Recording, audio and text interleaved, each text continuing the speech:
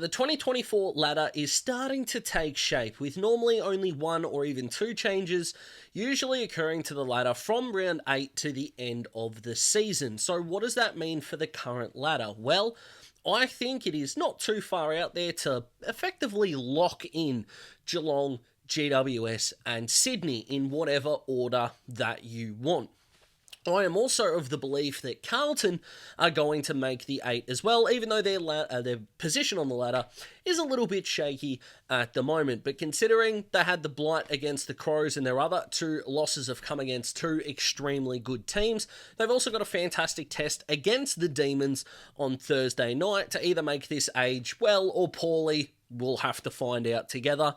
And I'm also willing to put the Pies in my top 8 as well. Even though they are having some problems, injuries at the moment, I still think the quality of their list is going to put them over the top. So if that's 5 teams that I'm really happy to put in my top 8, there's still teams like the Pies have got to make that jump, but even so, what are the Crows doing? Can the Bulldogs make a run? Who knows? And can Brisbane rally around their ACL injuries to further a push up the ladder?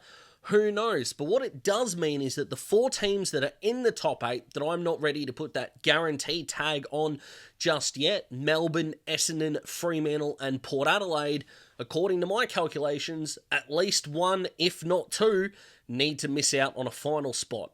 So, who's it going to be?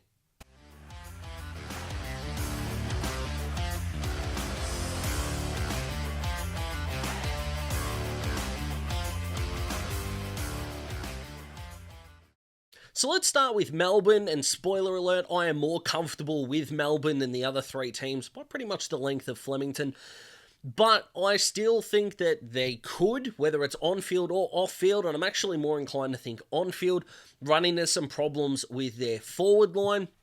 Their defensive structure and their way that they set up the field without the ball in hand is extraordinary and something that's not going to change even if they did lose May or Lever for an extended period of time.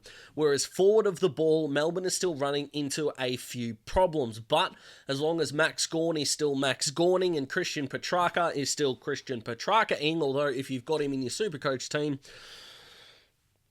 you're as happy as I am right about now. And Clayton Oliver was back to his best last week, but if he can continue on that trajectory, they're probably going to be okay. They're definitely going to need some goals out of Petrarca and their other midfielders. I think a guy like Tom Sparrow and even Alex Neil-Bullen, although I would nearly have Alex Neil-Bullen on my traditional half-forward flank of my All-Australian team. Melbourne haven't peaked yet, obviously, but I still think they're going to be good enough to get there. I'm still not ready to put that guarantee tag on them, but come the end of the video, they're going to be the team I'm most confident about, and I don't think that's too controversial a call. So according to Wheelo ratings, Essendon are currently bottom 8 in both attack and defence at the moment. So how are they 5-2 and a draw? Well, simply put, if you're Fox Footy wanting to stir up clickbait generated likes, it's that Essendon are lucky because their expected scoring is so inflated. Their expected scoring should have them 1-7. This is not a 1-7 team, and that's full of shit. I do like the expected scoring stat to know which teams are taking advantage, but are we losing sight of the fact that you've still got to be able to kick the thing through the goals? Like, Essendon should not have lost to Hawthorn because they kicked straight. They shouldn't have lost to Collingwood and not had the draw because they kicked okay. Wasn't great, but this whole notion of they should have lost, they only won because they kicked straight. Yeah, that's how scoring works. That's kind of what you need to do. Look, I'm a pretty passionate footy fan. I can get around, even if I don't necessarily agree with the rhetoric of they won because of the umpires, right? Which I think is a pretty cheap way of thinking, but still, that has more validity to it than they only won because they kicked straight. Yeah, and Usain Bolt is only better at running than I am because his time is quicker. Does my head in. This team deserves to be 5-2-1. Their dominance around stoppage is fantastic. I still worry about the small forward crop, but hey, you could say the same about Carlton, technically, as a weakness going forward. But Sammy Durham has been magnificent. I think Zach Merritt is at worst the second best captain in the competition this year.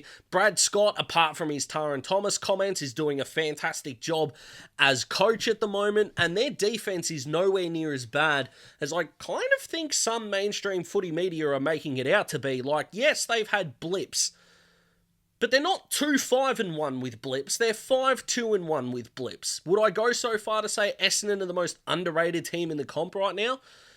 I probably would.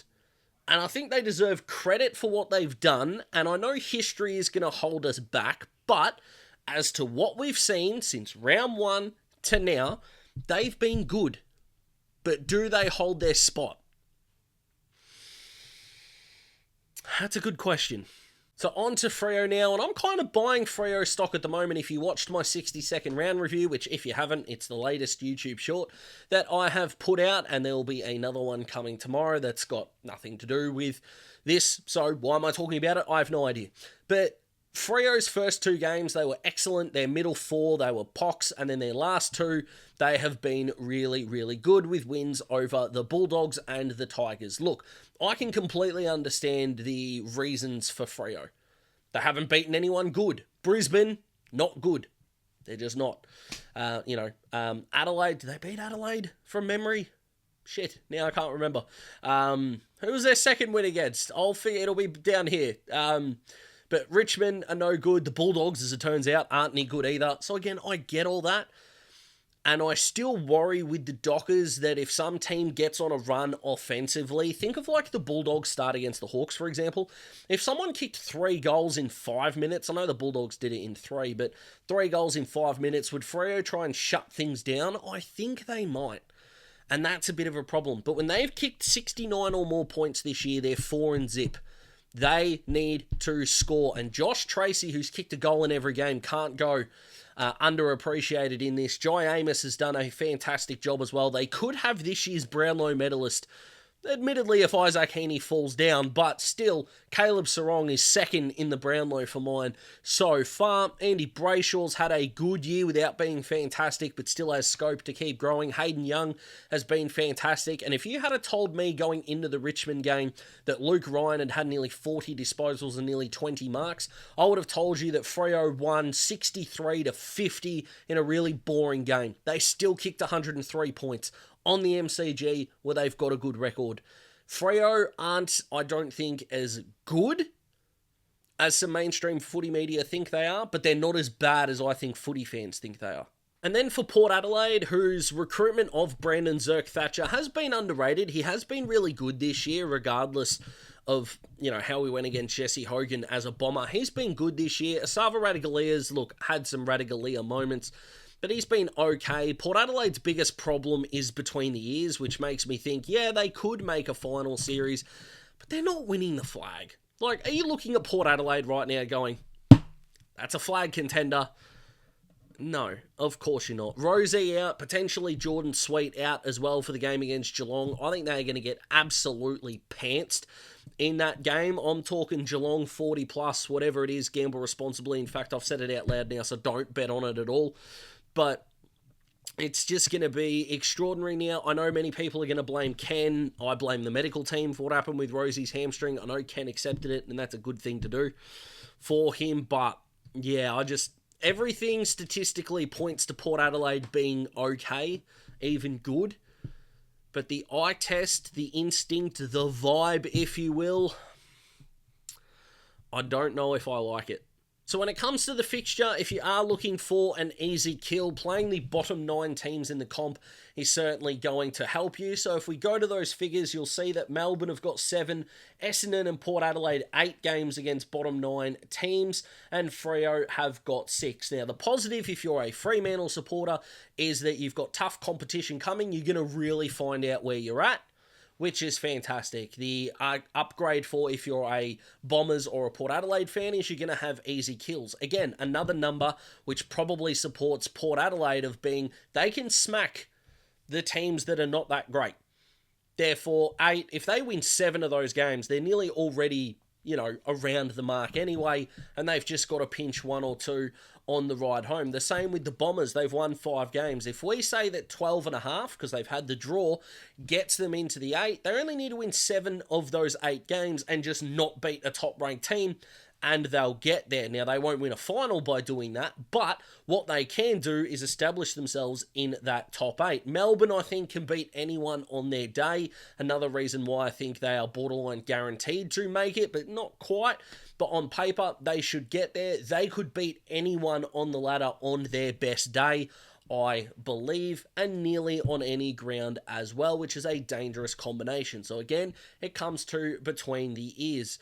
The reverse of that, of course, being Port Adelaide, where they could beat anyone below them on any ground, but need a little bit to go right, I think, to sustain the kind of consistency that is required to get yourself up the ladder. Whereas Freo, with only 6 games left, you almost need to just bank all 6 of those and go from there. Now, that can't happen because it usually doesn't. That's not how the AFL works, but they are going to need to beat better opposition, in which case, over to you. You hold your fate in your hands, and like I said, with the Bombers, again, your fate is in your hands when you've got those 8 games left.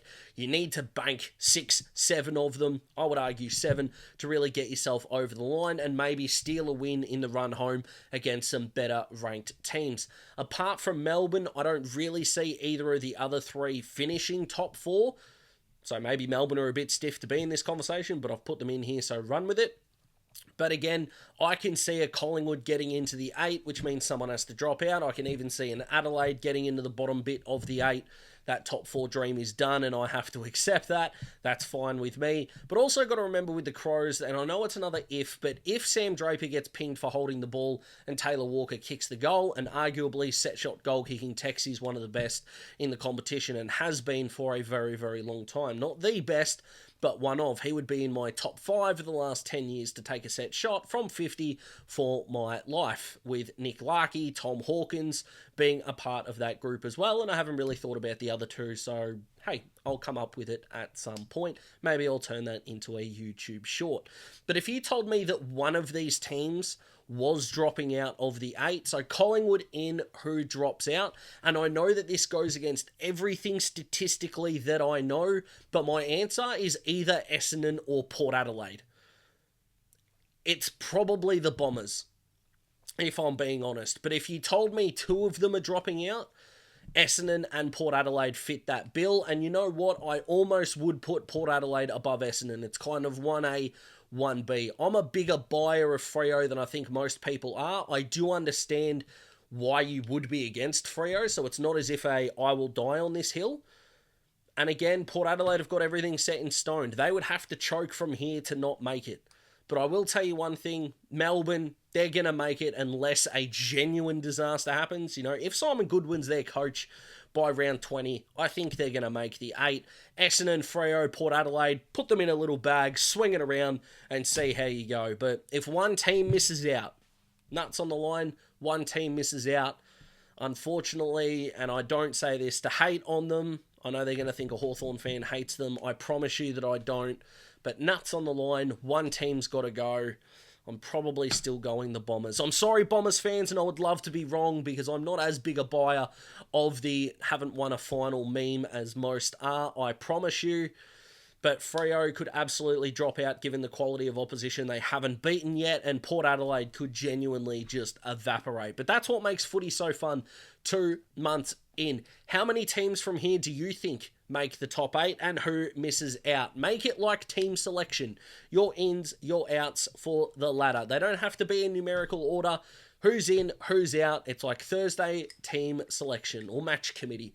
We'll go with that. Thank you so much for watching the video. Stay safe, my friends. If you liked the video, click that like button, helps more people see it.